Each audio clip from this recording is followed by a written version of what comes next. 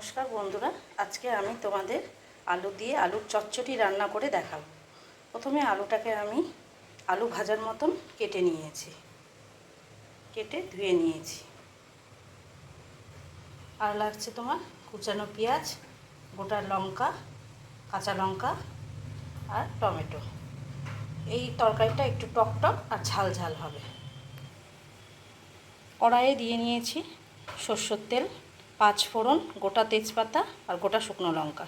তোমরা চাইলে কালো জিরেও দিতে পারো, তবে 5 ফোড়নটা দিলে এর স্বাদটা বেশি ভালো লাগে। এবার কড়াইয়ে আমি আলুগুলো দিয়ে দিলাম। এবার দিয়ে দিলাম স্বাদ মতো লবণ, হলুদ আর গোটা কাঁচা লঙ্কাগুলো। এবার আমি ভালো করে ভেজে নেব, আলুটাকে লাল লাল করে ভেজে নেব। আলুটা আমার লালচে লালচে করে ভাজা হয়ে গেছে।